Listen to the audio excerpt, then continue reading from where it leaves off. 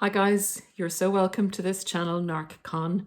Today I would like to take you into the experience of a fellow subscriber who's been kind enough to share his story of narcissistic abuse with our community in order that it may resonate with some people.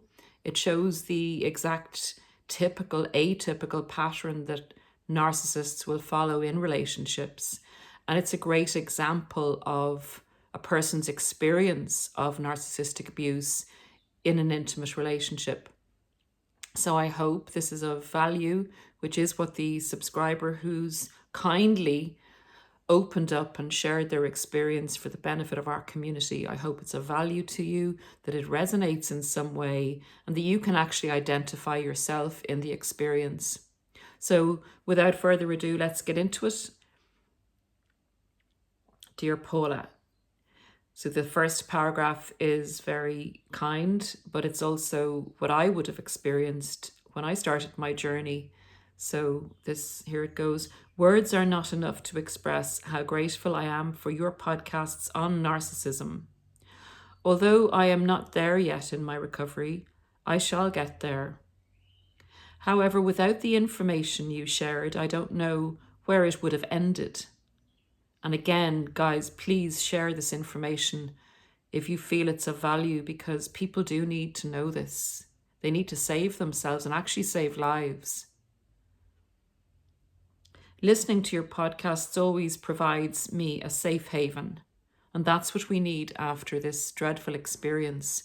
We need understanding, and the education is not out there in the world at the moment. It's not widely available enough. Should be part of education. I'm sure that a lot of you would agree with this, that if only we had known that there was this personality type out there, we could have saved ourselves a lot of angst, a lot of lives, a lot of money, a lot of pain, particularly for our families and children.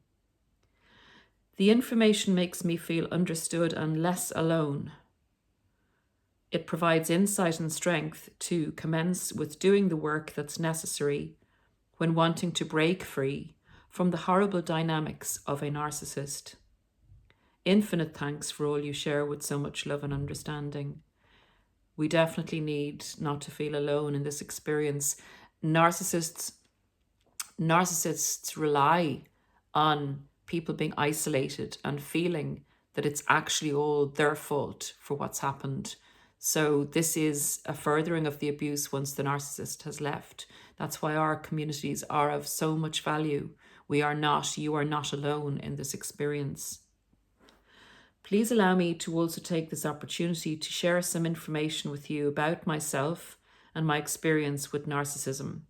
I hope it can be of somehow use for the community.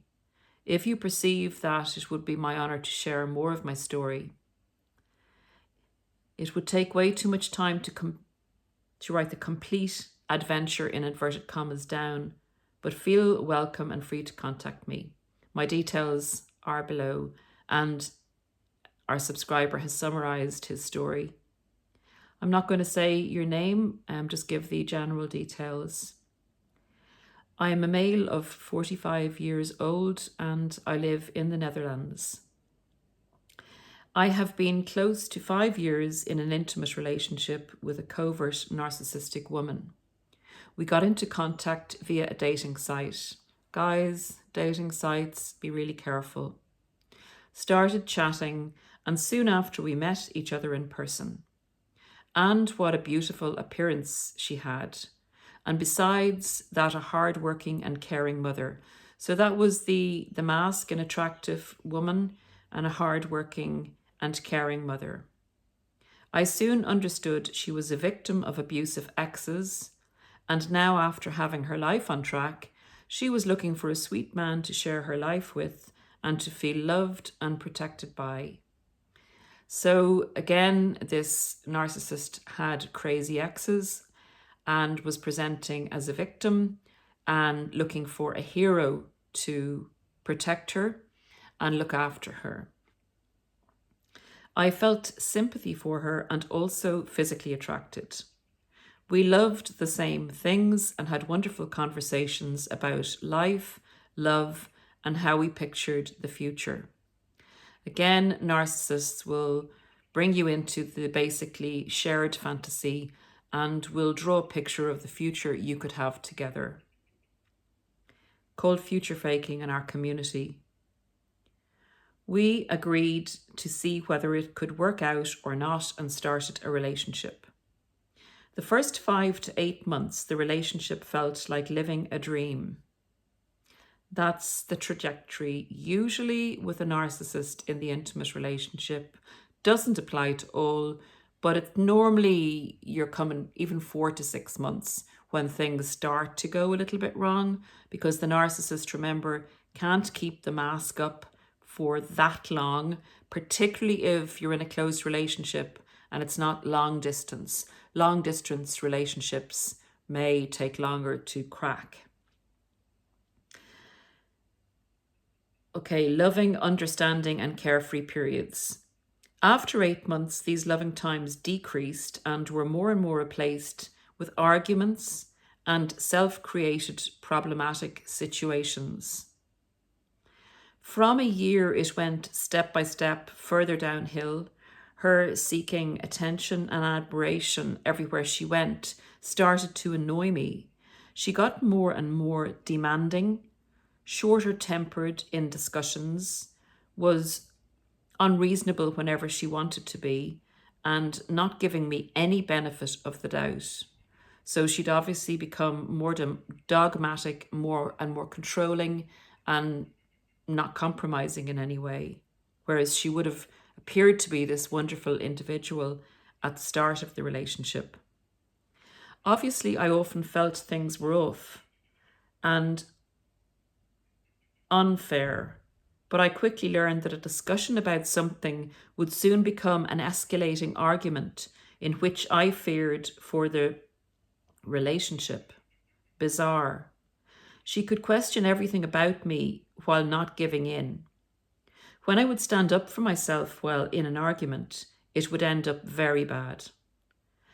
If not succeeding when committed to the subject, she prepared a word salad, changing the subject numerous times in order to, in the end, be able to blame me. Word salad and blame shifting to deflect from the subject of the argument and bring you down rabbit holes, basically. So I soon learned to keep the peace by ignoring things, taking the blame, or solve any issue she experienced. And that is effectively the grooming of the narcissist, where it's slow and it's subtle, but you learn how the narcissist basically teaches you how to behave the way they want you to behave. In other words, come more and more under their control. When we were doing okay, she'd future fake quite often, telling me we were soulmates and getting happily married. And I agreed still because I'd thought to be able to manage her off behaviour and character traits. She loved me, I loved her, so we would manage. And in good times, we had always so much fun together, enjoyed life and kept talking during early morning. But also the gaslighting occurred well after a year in the relationship. I remember so many events. I really started doubting myself sometimes. And there was a huge event. We were in a heated argument and she smacked me in the face. Apologised for it the next day because I brought it up again, while the week after she would deny it had ever happened. That is a really typical example of a narcissist's gaslighting. They do something, they don't talk about it, it's meant to disappear into the ether, and unless you bring it up, it won't be mentioned again. And when you bring it up, they will deny it happened. And if you persist that it did actually happen, they will then say, you're imagining it, and if it did happen, well, you must have been to blame for it happening. Sorry guys, I'm just trying to find my place here on the page. I worked hard in my professional career, making weekly twice the hours she did. But being tired of my job couldn't be according to her. So in other words, she said that that was ridiculous. Even though this person worked twice as hard as her, he wasn't validated for being tired. I was only complaining as a strategy to let her do all the nasty jobs in the house and take care of the children alone. Whoa. So she's narcissist will invalidate you saying you're tired, and then will say you're doing as they would do, projecting onto you that this was only a ruse for you to get out of doing the work, which is what the narcissist does. But narcissists think other people think exactly like them, so you get blamed. You're not allowed to be tired, you're invalidated for it, and then you're accused of manipulating. In the end, I got sick, and she completely ignored it, as well as diagnosis and even results of body scans. So again, the person was invalidated for actually having evidential documentation that he was seriously sick. My pain was overreacting, and I was only playing sick, she said. If she had been in my shoes, she would not consider it a problem. Well, that is so far from the truth. Narcissists make up illnesses to get attention, never mind if they are actually ill. Then they would be sicker than most people in their minds, and you would have to do 10 times as much as you normally do for them. She could be so cold-hearted and unfair. My environment tried to make me aware of the situation. That's probably a Dutch way of putting that your friends and family were trying to make you aware of the situation, that they considered situations, this wasn't normal, but I saw it all through my empathic and understanding glasses and did not want to give up yet. After 3.5 years, a few silent treatments, and many breakups later, she seriously ended the relationship unexpectedly and without a proper reason. I took this time to fully recover from my physical illness. So my goodness, for 3.5 years, this man, this fellow member of our community, suffered in pain for 3.5 years without any recovery time because the narcissist was basically running him into the ground. After a few weeks, however, she contacted me again as if nothing happened, asking how I was doing. And to cut a long story short, we went again. So the narcissist obviously realized how much she was missing the supply and went back in quite a short time period. Probably the target here needed to look after his health physically, which would have actually probably helped him to stop him from re-engaging with the narcissist. Because he didn't re-engage with her after 3.5 weeks, she decided that she needed to make sure that she was still in control of him and contacted him again. We tried again for a year, but we had many ups and downs, many toxic arguments, as if she searched for arguments. So after a total of 4.5 years in this relationship, she ended it again brutally by using a stupid, unreasonable argument and discarded me. When they decide they're going to leave you, they can often set you up for an argument and use it as an excuse to discard you. So you're left blaming yourself for the argument, and you feel, again, you're the reason that the narcissist discarded you. Smear campaign with a question mark. You can bet, and no closure, of course. According to her, it was useless to communicate about our breakup, as I did not want to see my faults and lack of commitments. Ooh. Oh my goodness. This is so typical, guys, of what narcissists do. Such projection at the end of the breakup, the discard period. Such blame shifting. It's unbelievable. Such brain manipulation. It's despicable. Then someone mentioned the term narcissism to me, and I got myself informed. Except for the cheating, as far as I'm aware, literally every prescription and detail resonated. What a shock to realize I was dealing with a narcissist. That somebody can lack emotional empathy was new for me. But all signs from being extremely entitled, never take any responsibility, mirroring, no remorse, no introspection, all the blame shifting, and so on and on. It was so clear I could no longer neglect to take it into consideration and accept the truth.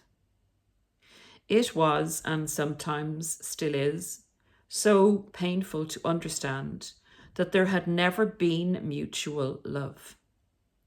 First weeks after getting myself informed about narcissism, when the realization came, it was too big for me to adopt the reality all at once. It really is, guys. You know, so many people, so many trolls will say in our community, you just want to not blame yourself for the ending of the relationship. You want to call everybody narcissists so you can let yourselves off the hook. It is the last thing we want to do with somebody we loved, to actually accept the reality of the fact that we were with a narcissist. This is indeed the opposite to blame shifting. We do not want this to be true.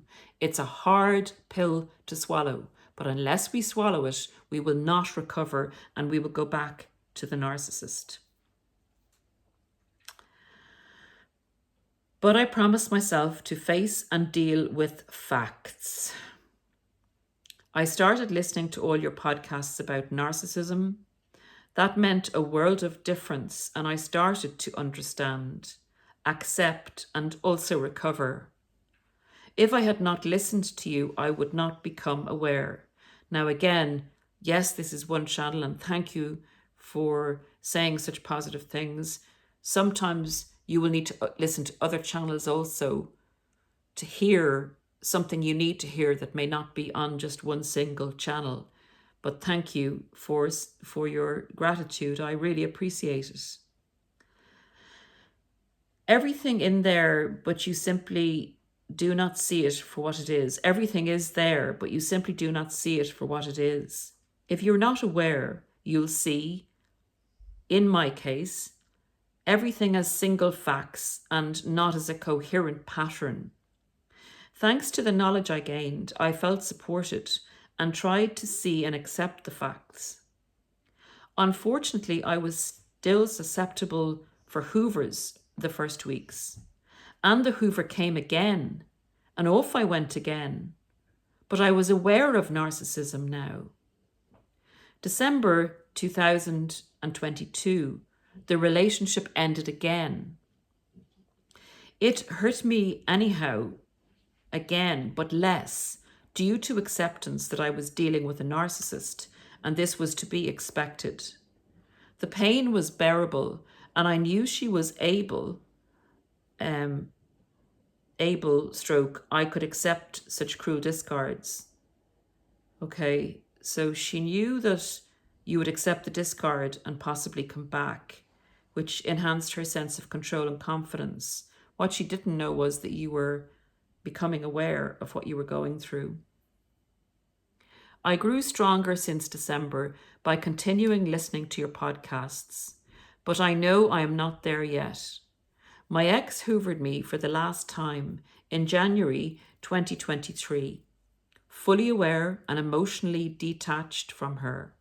But out of physical addiction and trauma bonded, I responded for the last time. By the way, besides her, I also miss our dog very much, which is living with her. When responding to the hoover, our relationship was not in the picture anymore as I felt. These moments felt more like a one-night stand, a flirt. Crazy thing is that she always was extremely charming to me, and her future fakes were very strong. She told me to not look for anyone else, that I am still the love of her life and she'd love me forever. Oh, that's a narcissist at their worst. They want to keep you hanging on by breadcrumbing you. This is a breadcrumbing technique for anyone that's unaware of the techniques that they use. So it's feeding you little bits of validation to keep you hooked, to keep you under control, to store you on a shelf, to keep you there should she need to take you down again, to use you in the interim while she was seeking another source of supply. Okay. She told me not to look for anyone else, that I was still the love of her life. But once our night together passed, and after I went home, and in inverted commas, we do not live together anymore, there was no communication left at all. Moreover, I got ignored via WhatsApp, and if I texted, I still felt love for her. She found me too weak and emotional. When with her, I meant the world again. Once gone, I did not seem to matter or even exist. Even though I knew I was dealing with a narcissist, I thought these nights together were still worthwhile for me. And who knows, anything could follow out of it. That's the toxic hope. The toxic hope cycle the narcissist will keep you in when they're not quite finished with you. And they're never finished with you. It's you that has to be finished with them. Okay. These nights were still worthwhile for me. Okay, the mind clearly said no, but my craving desire for her won. Of course, also during these Hoover nights, in the end, arguments would arise, resulting in verbal fights. Narcissists love fights if they're causing them. It's an emotional reaction. I got so annoyed due to the false insults that I asked her if she had heard of narcissism. Of course she did. All of her exes were like that. Oh, thank you so much for writing your story in, which still isn't finished, but there are so many classics that the narcissist does here that it's so valuable for people to hear. Since a few weeks ago, also our app contact is really over. She's really shutting you down, knowing that she has you under the nth degree of control, that it's going to take you quite some time before you would reject a Hoover from her. She's really worked on banking you as a supply. It came out of her because of my desperate personality, of course, but this time I agreed with myself to not let her humiliate me further, to stay strong by following my head instead of my feelings. That means you're following your logical brain instead of your emotional brain, which has been manipulated by this person. And subsequently ban her from my life. No contact, hopefully. I removed our social media friendship. On WhatsApp, she can still reach me, but I will go block her soon. Yep, sometimes we need to take our time doing this. Sometimes we need to do it gradually. The best thing you can do is block the narcissist on all avenues. But we do what we can, and it's better to do something than to do nothing. So take heart, anyone that's going through this excruciatingly difficult process where you're blocking someone that you loved, which seems totally emotionally counterintuitive, but is totally essential to your survival, to your personality and identity survival, to your soul survival, to your spiritual survival.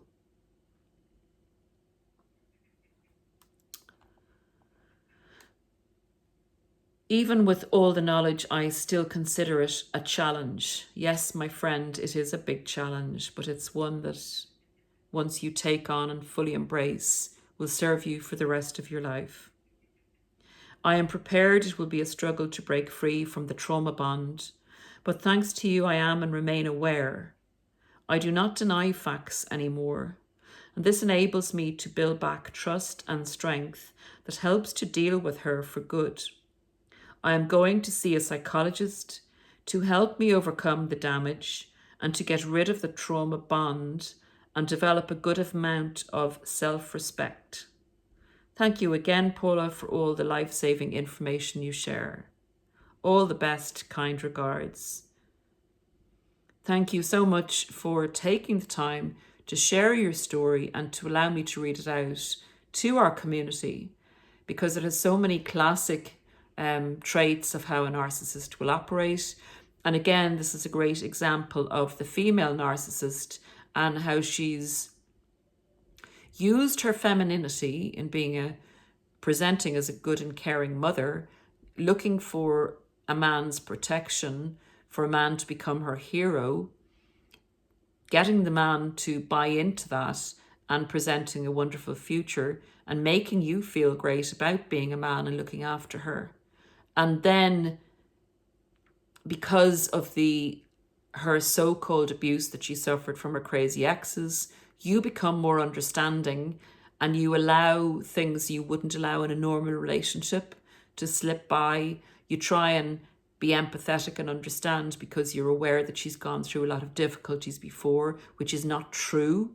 She's using that to groom you, to gain control over you, to wrap you up in a spider's web emotionally, and then to get the full supply out of you, to squeeze the emotional reaction out of you, to get you to do the housework, looking after the kids, and then to kind of put you on the shelf, to realize when you're gone that how much she misses your supply, but to bring you back and punish you for her discard of you, and then to breadcrumb you so that she doesn't lose you totally, so that you're going to be continued in her mind to be hooked because you're unaware of narcissism in her mind. Luckily, you are aware of narcissism, which is going to save your life at the end of the day.